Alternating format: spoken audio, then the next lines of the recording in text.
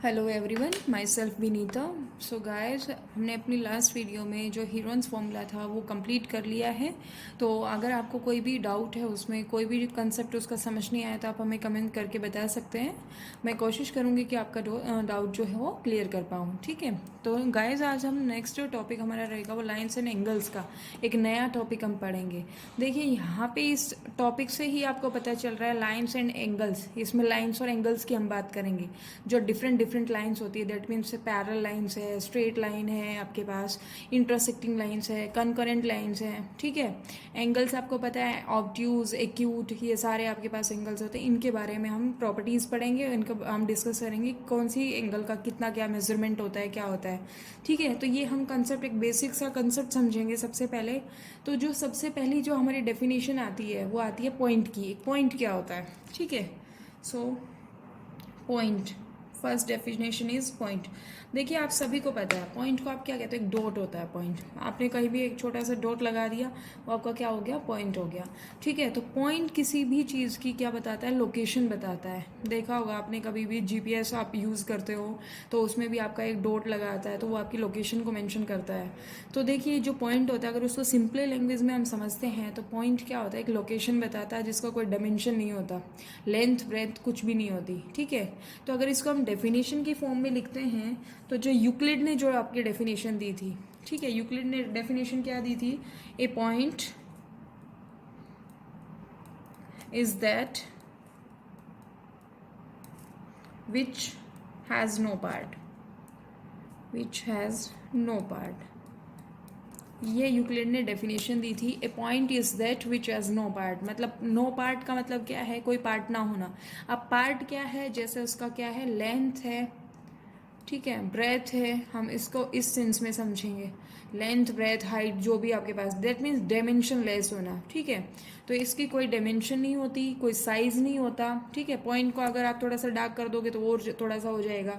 ठीक है, तो आपके पास क्या हो गया, पॉइंट को हम कैसे कहेंगे, एक डॉट होता है जो कि एक लोकेशन को डिनोट करता है, किसी भी चीज़ की लोकेशन को बताता है। ठीक है, तो ये आपकी पॉइंट की डेफिनेशन थी। तो आगे है नेक्स्ट जो आपका है टर्म है, वो आपकी आती है लाइन सेगमेंट की। ठीक है, line segment.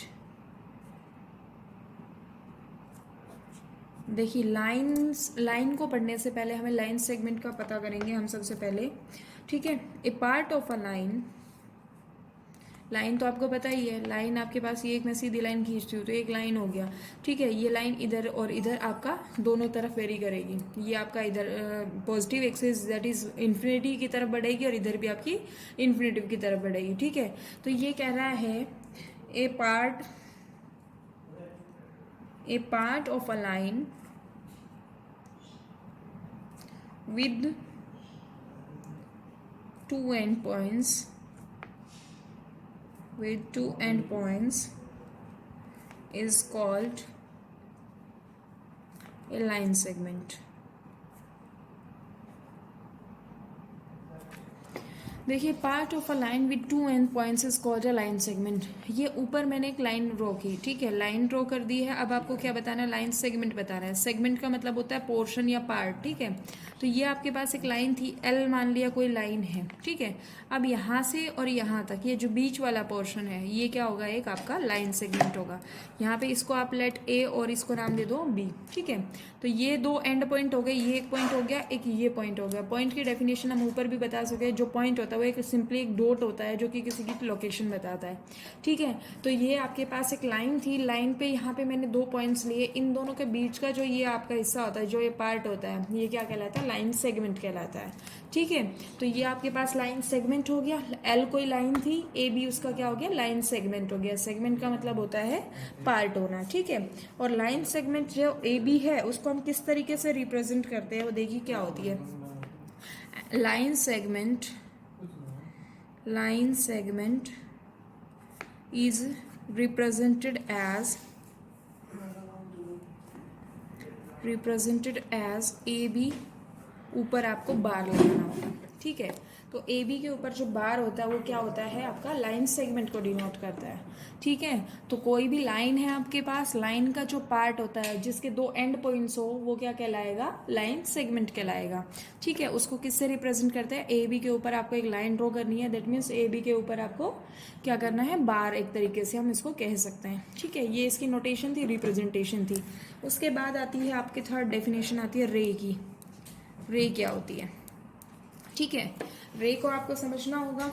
A part of a line, a part of a line with one end point, is called a ray.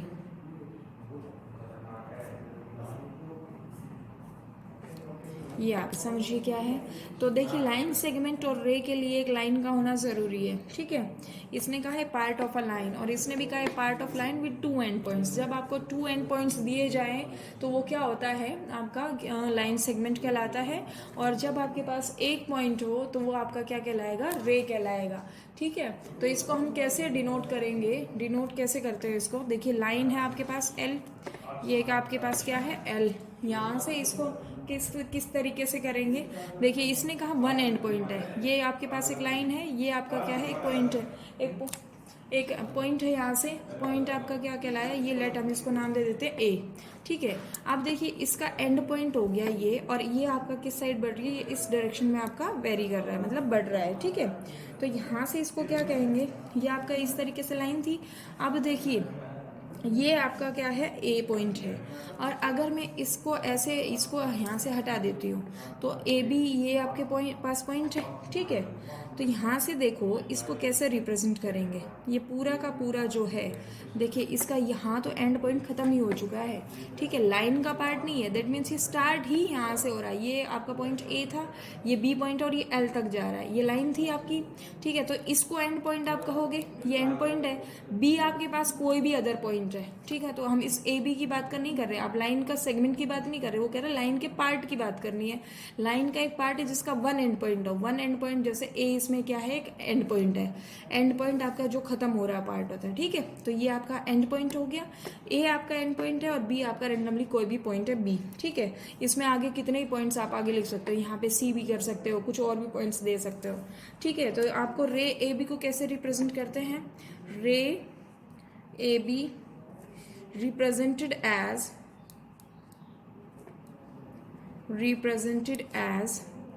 A B जो आपने लिखा उसके आपको एक एरो बनाना है। ठीक है, ये आपका क्या कहलाएगा, आपका रे कहलाएगा। ठीक है, कोई भी लाइन का पार्ट, ये आपका पार्ट नहीं है। ठीक है, तो आपके पास क्या बात हुई, ये क्या कह रहा है, क्या डिफाइन हुई, a part of a line with one end point is called a ray. ठीक है, तो रे ए बी कैसे रिप्रेजेंट होती है, ए बी के ऊपर आप एक एरो लगाओगे। ठीक है, अब लाइन को हम किस तरीके से रिप्रेजेंट करते हैं वो नोट बना के आप लिख लीजिए। नोट आपके पास होगा, जो आपके पास लाइन है, मान लो कोई लाइन है, line A B is represented as, is denoted as, A B के ऊपर आप दोनों साइड एरो का साइन बनाओगे। ठीक है, ये आपकी क्या होगी, line.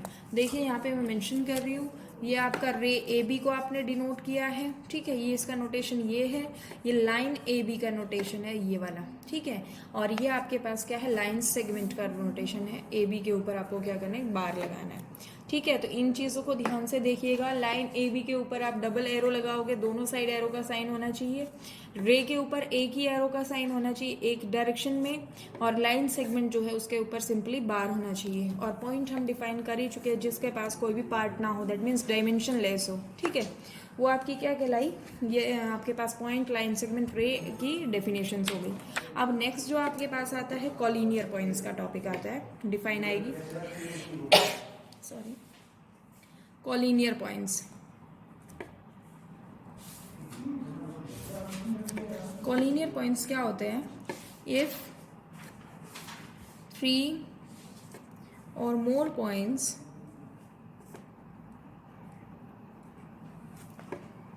lie on the same line,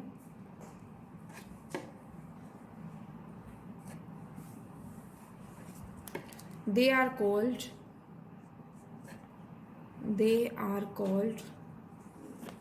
collinear points.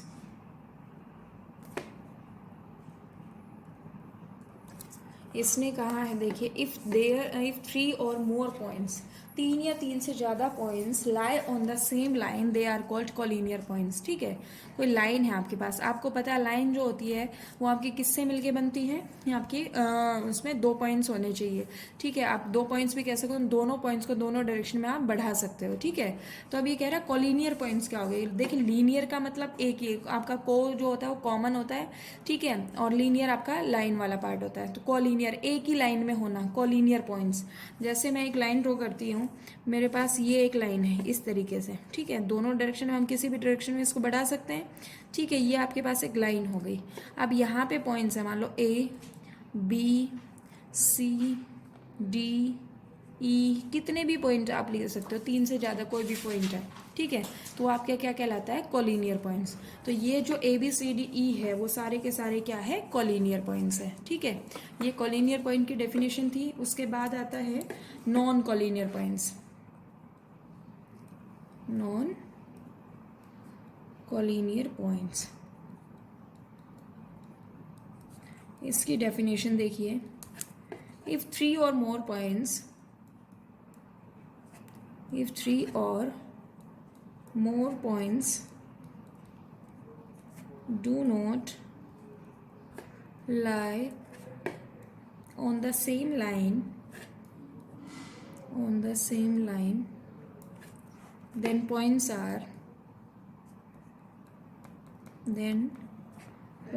are called non-collinear points.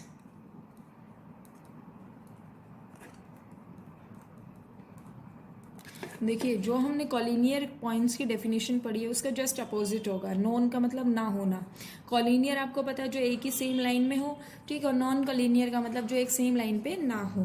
For example, मैं कोई लाइन ड्रॉ कर लेती हूँ, ये मेरे पास एक लाइन है। ठीक है, ये आपकी कोई भी डायरेक्शन, आपको पता है लाइन जो है वो आपकी कोई सी डायरेक्शन में आपकी बढ़ा सकते हैं। ठीक है, तो यहाँ पे देखिए, ये एक आपका पॉइंट था ए, ये कोई बी पॉइंट मान लिया, यहाँ पे कोई सी पॉइंट मान लिया, फिर आपने डी पॉइंट मान लिया, ये आपके पास ए बी सी डी। तो आप क्या कहोगे, A B C D are non collinear points. अगर मैं कहूँ A B and D are collinear points, क्योंकि सेम लाइन पे है, लेकिन सी आपका जो है वो कॉलिनियर पॉइंट्स में काउंट नहीं होगा क्योंकि लाइन के बाहर है। ठीक है, तो ये आपके पास किसकी डेफिनेशन हो गई, नॉन कॉलिनियर पॉइंट्स की। और ये आपकी किसकी डेफिनेशन थी, कॉलिनियर पॉइंट्स की। आई होप आप सबको समझ में आ गया। ये सबसे पहले हमने किसकी डेफिनेशन बताई है, पॉइंट की, जिसका कोई डायमेंशन नहीं होता। That a point is that which has no part, कोई पार्ट नहीं होता जिसका। ठीक है, उसके बाद आती है line segment. A part of a line with 2 end points is called a line segment. Line segment is represented as A B, के ऊपर आपको सिंपली बार लगाना है। ठीक है, रे क्या होता है, जिसका एक एंड पॉइंट हो। तो ए बी को किस तरीके से डिनोट करेंगे, ए बी के ऊपर आपको एक एरो लगाना है। अब देखिए, यहाँ पे अगर ये इस तरीके से होता है, इस डायरेक्शन में बढ़ रहा होता है ये, तो अगर हम ए बी के ऊपर इस तरीके से भी लगा सकते हैं, कोई सी भी डायरेक्शन में आपका हो। ठीक है, नोट आपके पास एक मैंने मेंशन कराया है, जो लाइन ए बी है उसको किस तरीके से रिप्रेजेंट करेंगे, ए बी के ऊपर डबल एरो वाला साइन लगाएंगे। ठीक है, उसके बाद आती है कोलिनियर पॉइंट्स की डेफिनेशन। इफ़ दे 3 और more points line on the same line, 3 या 3 से ज़्यादा पॉइंट्स जो हैं वो अगर एक ही सेम लाइन पे आपका आ रहे हैं तो वो क्या होंगे, कोलिनियर। अदरवाइज उनको क्या कहते हैं, नॉन कोलिनियर पॉइंट्स। जैसे इसमें आपका सी जो है वो नॉन कोलिनियर में जाता है। ठीक है, ये आपके पास डेफिनेशन थी। अब नेक्स्ट डेफिनेशन देखिए इंटरसेक्टिंग लाइन्स की। नेक्स्ट जो डेफिनेशन है वो आपकी है intersecting lines.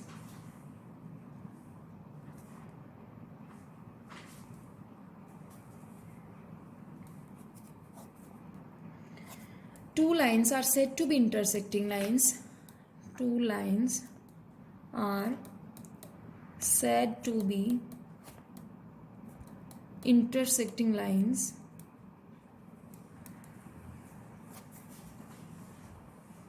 if they have only one point common. The common point is called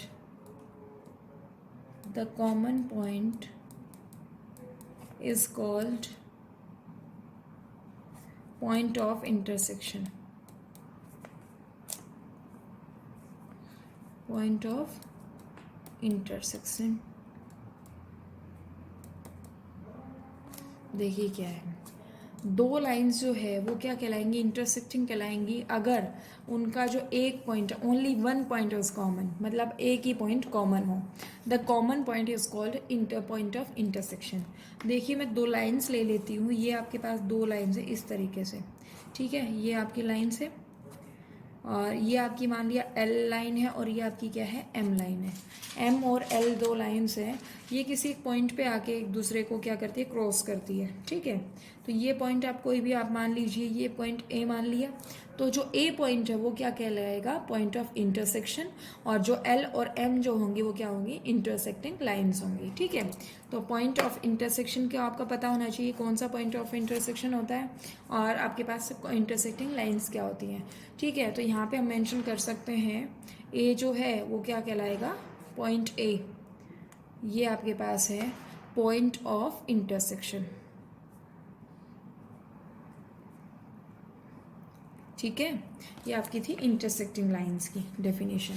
देखिए मैं बिल्कुल स्टार्टिंग से बता रही हूँ इस टॉपिक को, जितना अच्छे से हो सके इसको ध्यान से सुनिएगा. ठीक है, तो अगर आपका यहाँ पे कोई भी डाउट रह जाता है तो ये आपको आगे प्रॉब्लम कर देगा. अगर ये आपकी छोटी छोटी डेफिनेशंस क्लियर नहीं हुई तो आपके लिए कंसेप्ट बहुत ही दिक्कत कर देगा. तो आगे आपके पास नेक्स्ट जो आपके पास लाइन है वो डेफिनेशन है वो क्या है, पैरेलल लाइन्स की. ये आपके पास है पैरेलल लाइन्स. ठीक है, पैरेलल लाइंस की डेफिनेशन देखिए क्या है, ये आपके पास टू और more lines are said to be parallel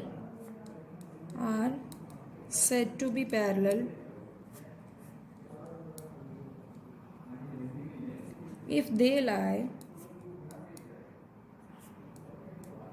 on the same plane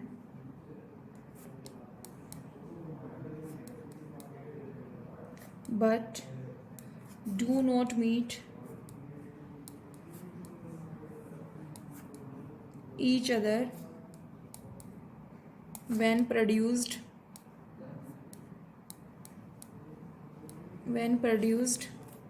on either side.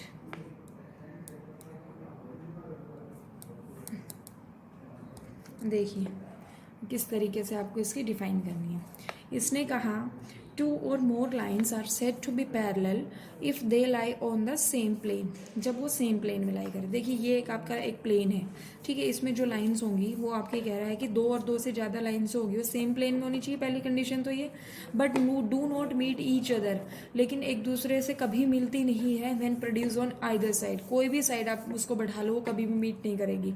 ठीक है, ये आपकी लेट कर लिया ए है, ये आपके पास दूसरी लाइन है, ये आपकी मान लिया तीसरी लाइन है. ठीक है, ये आपकी एल लाइन है, ये एम लाइन है और ये एन लाइन है. ठीक है, इनके बीच का जो डिस्टेंस है वो हमेशा क्या होना चाहिए, बराबर होना चाहिए. दैट मीन्स इन दोनों लाइन के बीच का जो डिस्टेंस होगा वो अगर हमेशा बराबर है तो वो आपकी क्या होगी, पैरेलल लाइंस होगी. अदरवाइज वो पैरेलल लाइंस नहीं होगी, नॉन पैरेलल लाइंस कहलाएंगी. ठीक है, तो मैंने इसमें एल एम एन ले लिया. ये एल एम एन जो है वो इस तरीके से होगा, जैसे इसमें अगर मैं कहूँ L is parallel to M, ये उसका नोटेशन होता है. पैरेलल के लिए हम दो पाइप लगाते हैं, दो आपकी स्ट्रेट लाइंस लगाते हैं और वर्टिकल लाइंस आप ड्रॉ करते हो दो, तो L is parallel to M, ये आपकी नोटेशन होती है. ठीक है, ये मैंने दो के लिए कर दिया है.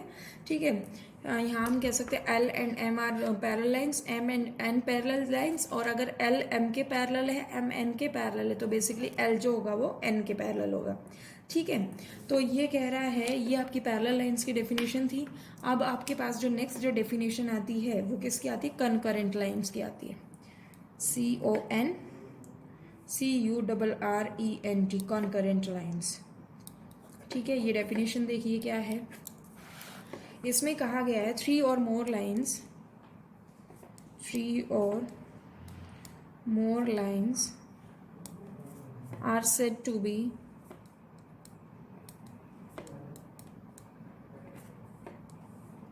concurrent if all of them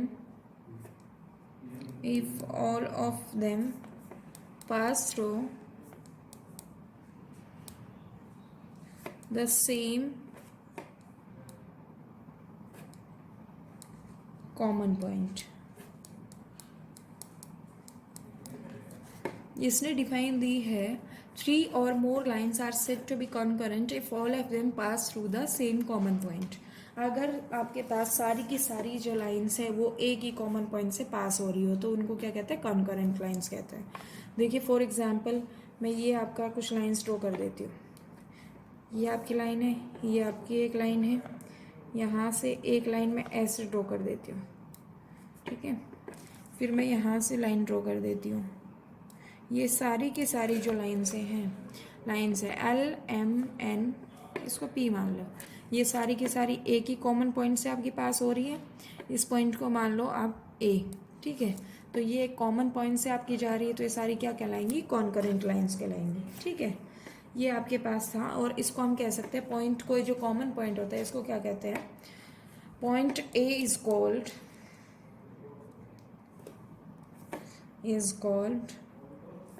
the point of concurrency. ये आपके पास इस तरीके से सारी की सारी कंकरेंट लाइंस होंगी और जो पॉइंट होगा कॉमन उसको क्या कहते हैं, पॉइंट ऑफ कंकरेंसी कहलाएगा. ठीक है, तो यहाँ पे आपकी ये कुछ लाइंस थी. उसके बाद आपके पास आती है आपकी ट्रांसवर्सल लाइंस है, और भी काफ़ी टाइप की लाइंस होती है, उनको हम आगे बताएंगे. तो उससे पहले अब आपके पास ये कुछ लाइंस है जिनका आपको बेसिक नॉलेज होनी चाहिए. ठीक है, उसके बाद जो टॉपिक है वो आपका एंगल्स बेस्ड आता है. एंगल्स का आपको पता ही है सभी को कि आपका एक्यूट एंगल क्या होता है, ऑब्ट्यूज एंगल क्या होता है. तो मैं उनको जल्दी जल्दी से डिफाइन कर रही हूँ. तो देखिए एंगल क्या है. एंगल बेसिकली आपके पास दो रेज से मिलके बनता है. ये एंगल की डिफाइन क्या होती है, N angle is formed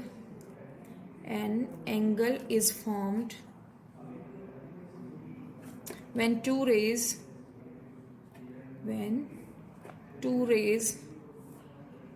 originate from the same endpoint,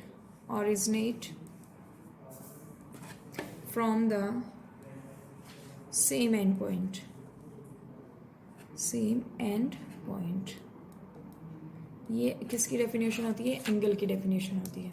ठीक है, फॉर एग्जांपल आपके पास ये एक रे थी, यहाँ से स्टार्ट हुई यहाँ पे ख़त्म हुई. ठीक है, आपको पता है रे क्या एक एंड पॉइंट होता है. और यहाँ से एक रे है, ये आपके पास हो गई, ये दो रे हो गई. ये आपके पास लेट ए पॉइंट है, ये आपका क्या है बी, और ये क्या है ओ. ठीक है, तो ये इसको हम जो डिनोट करते हैं वो किससे कहते, देखिए ये तो आपका एक कॉमन वर्टेक्स होता है और ये आपके पास क्या कहलाती है, आर्म्स कहलाती हैं. आपको पता होगा, पहले भी आपने पढ़ा होगा, जब एंगल्स का आपने स्टार्टिंग में पढ़ा होगा कंसेप्ट, तभी आपको पता होगा. ये जो आपके पास है ओ बी और ओ ए, ये क्या कहलाती है, आर्म्स, और ये आपका क्या होता है, वर्टेक्स कहलाता है. ठीक है, तो ये आपके पास इस तरीके से एंगल फॉर्मेशन हुआ. और इसको जो डिनोट करते हैं, अगर मैं कहूँ एंगल ए ओ बी, तो मैं इसको किस तरीके से कहूँगी, ए ओ बी. जो ये वाला जो एंगल बन रहा है, जहाँ पे एंगल बन रहा है, दैट मीन्स जो इनिशियल पॉइंट है वो आपका क्या वर्टेक्स क्या आता है, बीच में आता है. बाकी आपके पास दोनों साइड में होते हैं. ठीक है, तो ये आपके पास क्या है, एंगल है. अब एक्सटीरियर और इंटीरियर का कंसेप्ट आता है कि इंटीरियर ऑफ एन एंगल और एक्सटीरियर ऑफ एन एंगल क्या होता है. ठीक है, तो यहाँ पे हम हेडिंग डालेंगे. हेडिंग में आपका क्या है, इंटीरियर ऑफ एन एंगल. ये आपका हेडिंग है, interior of an angle. Interior का मतलब देखिए आपको पता है अंदर वाला. ठीक है, आपने कोई भी एंगल बनाया, मैं इसकी डेफिनेशन लिख देती हूँ पहले, उसके बाद समझेंगे इसको. Interior of an angle, interior of an angle is that part of the plane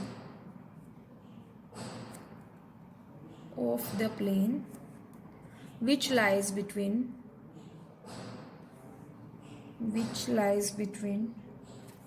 rays OB and OA.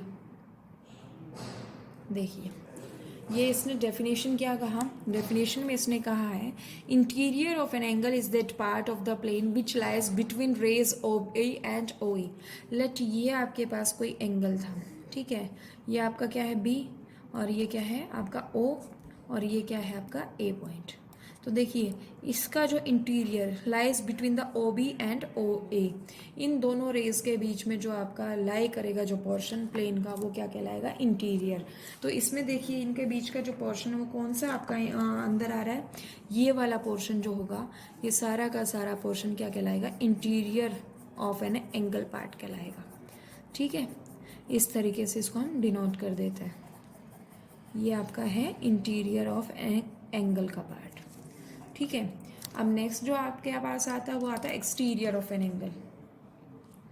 Exterior of an angle,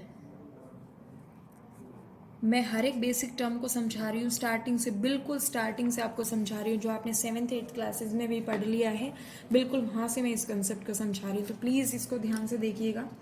ठीक है, exterior of an angle, exterior of an angle is the part, is that part of the plane which does not lie between the rays OB and OA।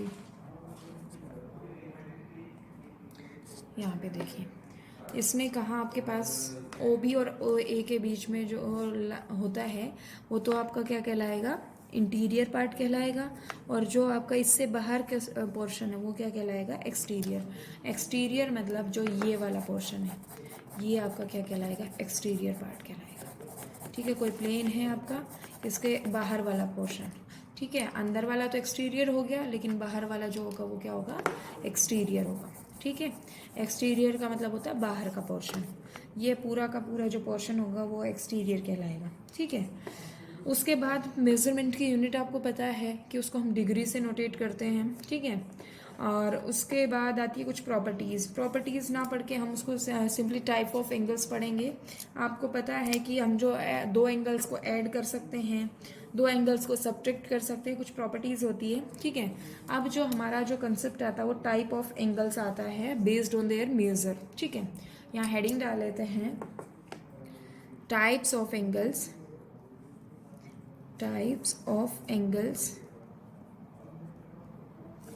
यहाँ पे आप bracket में लिख लो based on their major. उनका जो माप होगा, मतलब कितने डिग्री का वो एंगल है, उसके बेस्ड पे आपका पास एंगल्स को हम टाइप कैटेगराइज करेंगे। ठीक है, सबसे पहले वाला जो एंगल आता है वो आता है राइट एंगल। राइट एंगल आपको पता है, आपने बहुत बार पढ़ा भी है, यूज़ भी किया है। An angle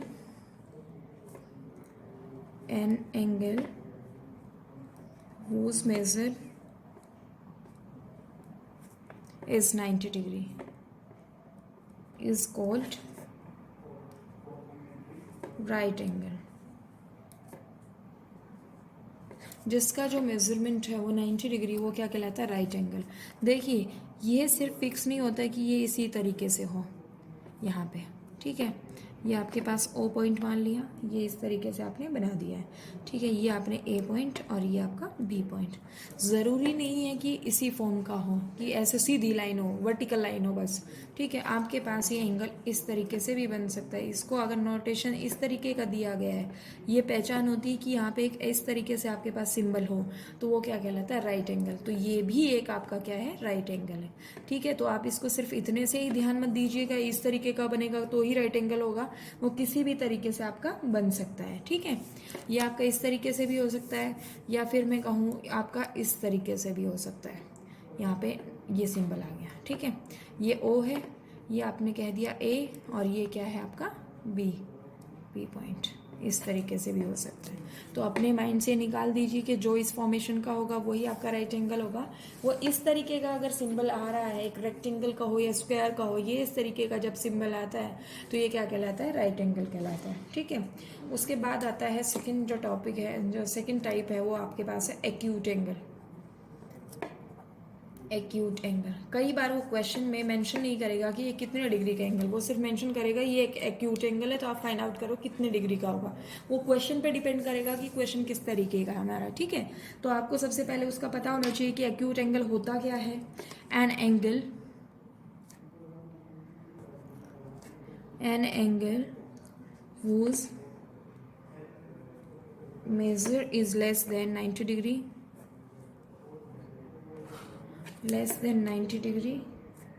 is called an acute angle.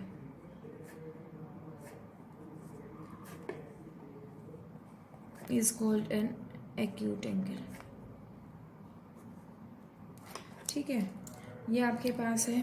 तो एक तरीके से कहूँ कि जो 90 डिग्री से कम का हो वो आपका क्या है? Acute angle. तो एक्यूट एंगल कभी भी क्या नहीं हो सकता? Right angle. तो देखिए फॉर एग्जांपल मैं यहाँ पे कह सकती हूँ कि मैं अगर ये बनाती हूँ, ये आपके पास है 90 डिग्री का सीधा एंगल होना चाहिए था, लेकिन ये एंगल हमने इस तरीके का बनाया है। ये क्या है? AOB। ठीक है, तो अब 90 डिग्री का तो है ही नहीं, क्योंकि हमारे पास इस तरीके का सिंबल नहीं है, तो ये 90 डिग्री का नहीं है। इसको मैं कह सकती हूँ मान लो 60 डिग्री का है, तो 60 डिग्री का एक एक्यूट एंगल होता है।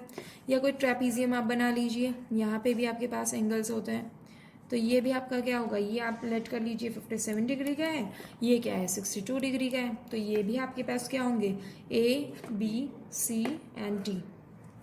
तो मैं यहाँ पे कह सकती हूँ angle A and angle B are acute angles. ठीक है, ये आपके पास हो गया। उसके बाद आता है ऑब्ट्यूज एंगल। नेक्स्ट जो आपके पास है एंगल वो आपका है obtuse angle.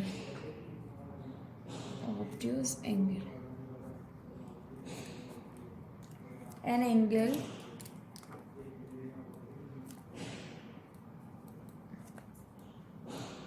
whose measure is more than 90 degree but less than 180 degree is called obtuse angle। ठीक है, जिसका जो मेजरमेंट 90 से ज़्यादा हो लेकिन 180 से कम हो, वो क्या कहलाएगा? आपका ऑब्ट्यूज एंगल होगा। फॉर एग्जांपल मैं इस तरीके से अगर बना लेती हूँ, ये आपको पता है 90 के लिए स्ट्रेट एंगल होता है। ठीक है, सीधा एंगल बनेगा। ये आपके पास है, ये आपका कोई पॉइंट मान लिया B, ये O और ये क्या है? A पॉइंट है। ठीक है, तो यहाँ से मैं कह सकती हूँ AOB। मान लिया मैं इसको नाम दे देती हूँ कितना? 120 कह सकती हूँ। 120 का एंगल लेट कर लेते हैं, ये 120 का है। ठीक है, मैं इसको ऐसे नहीं बता रही कि 120 का ही है, आप इसको मेज़र मत करने लग जाना। मैं इसको अप्रोक्सीमेट आइडिया दे रही हूँ कि 120 का है, या आपके पास 150 का लगा लीजिए। ठीक है, तो ये आपके पास 150 का डिग्री का है, तो ये क्या होगा? एक ऑब्ट्यूज एंगल होगा। ऑब्ट्यूज एंगल, क्योंकि जो 150 है वो 90 से ज़्यादा होता है लेकिन 180 से कम होता है। ठीक है, उसके बाद आता है straight angle.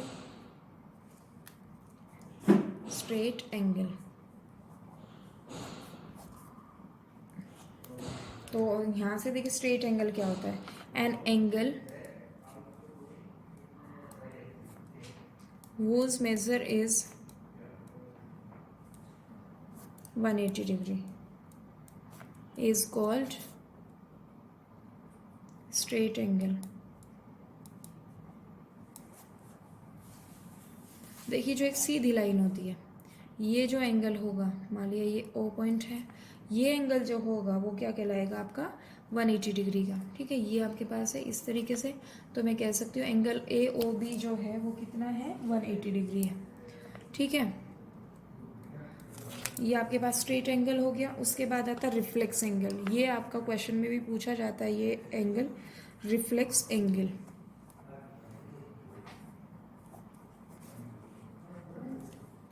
An angle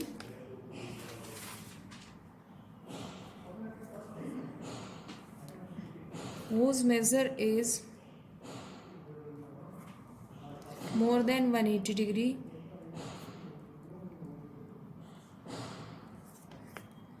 and या कह सकते हैं but less than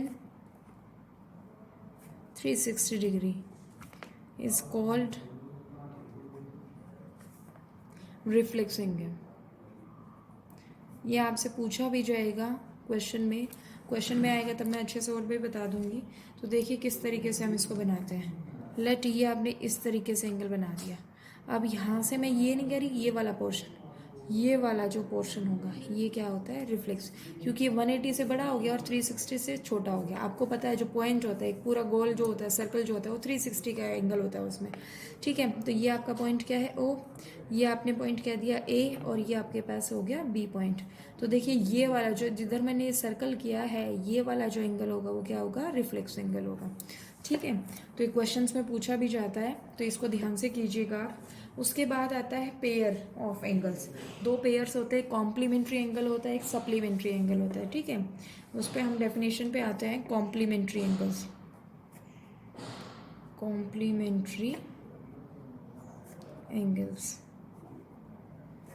ये भी आपको क्वेश्चन में देगा और आपको खुद से सोल्व करने होंगे क्वेश्चन इस टाइप के। If the sum of measures of two angles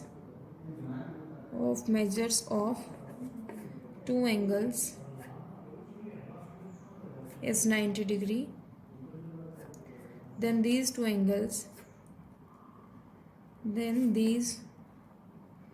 angles are called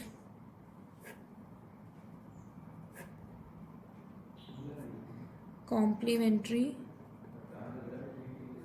angles। अगर दो एंगल्स का जो सम है वो 180 डिग्री है, 90 डिग्री है, तो वो क्या कहलाएगा, कॉम्प्लीमेंट्री एंगल। फॉर एग्जांपल मैं ऐसे बना लेती हूँ इसको।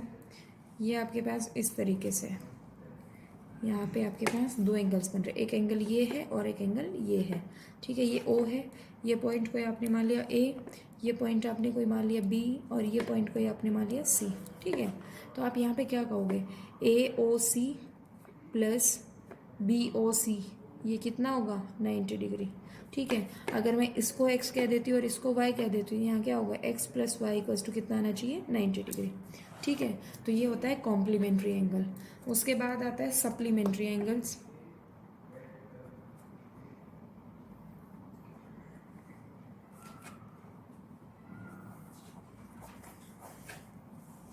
देखिए डेफिनेशन देख लेते हैं सप्लीमेंट्री एंगल्स की। अभी आपने कॉम्प्लीमेंट्री एंगल्स देखा। कॉम्प्लीमेंट्री एंगल्स जब दो एंगल्स का सम जो है वो 90 डिग्री हो जाए। ठीक है, उसके बाद आता है आपके supplementary angles. The two angles sum of whose measures is 180 degree are called supplementary angles।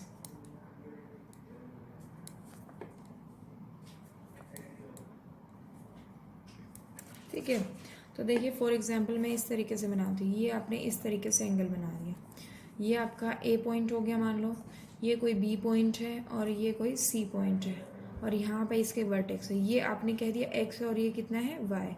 तो देखिए एक्स प्लस वाई जो है 180 का जब हो जाए तो ये क्या कहलाते हैं, सप्लीमेंट्री एंगल्स कहलाते हैं।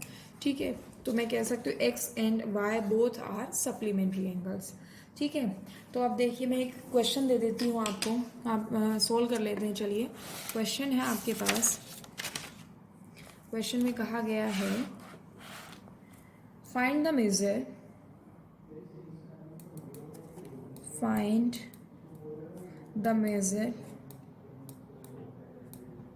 of an angle whose complementary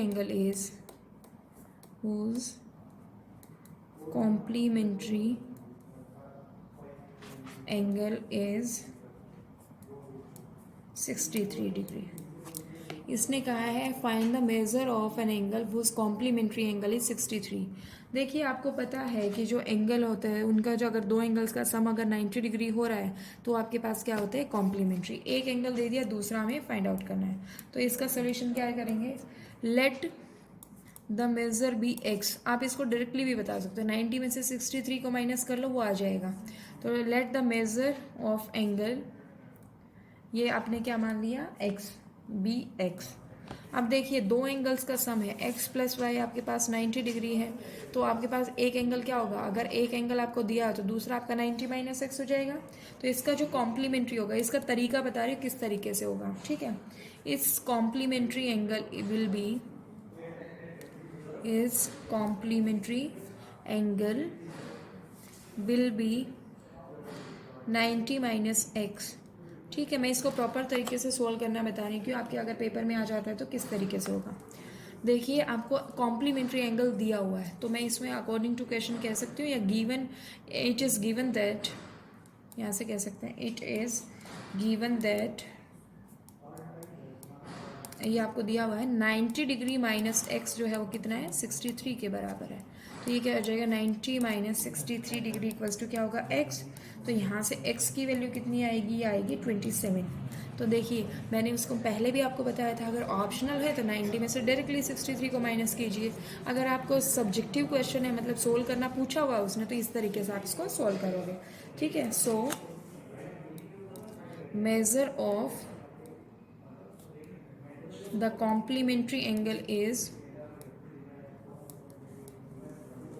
of the complementary angle is 27 degree. ठीक है, तो ये एक क्वेश्चन था, ये मैंने सोल्व कर दिया है। तो आई होप आप सभी को आज का जो काम है, क्योंकि मैंने बेसिक सी डेफिनेशन समझाई है तो आपको समझ आ गई होंगी। इन केस आपको फिर भी कोई डाउट है तो आप वीडियो को दोबारा से देखिए, अगर फिर भी डाउट बचता है तो आप हमें कमेंट्स करके बता सकते हैं, ठीक है। नेक्स्ट वीडियो में हम क्वेश्चन सोल्व करेंगे। ये आपका बेसिक कंसेप्ट था, जो आपकी टर्म्स और डेफिनेशंस यूज होती है वो मैंने कराया, एक्सरसाइज स्टार्ट नहीं कराई है। सबसे पहले एक्सरसाइज स्टार्ट करने के लिए आपको उनके टर्म्स का पता भी होना चाहिए कि आप मैं कॉम्प्लीमेंट्री एंगल्स बोल रही तो आप उसका मीनिंग आप तुरंत समझ जाओ, ठीक है। तब तो क्वेश्चन कराने में मजा आएगा, अदरवाइज आपको अगर टर्म्स का ही नहीं पता है तो क्वेश्चन नहीं सोल्व होंगे, ठीक है। सो आज के वीडियो में इतना ही, नेक्स्ट जो आपके पास वीडियो होगी उसमें नेक्स्ट क्वेश्चंस करेंगे। So thank you so much.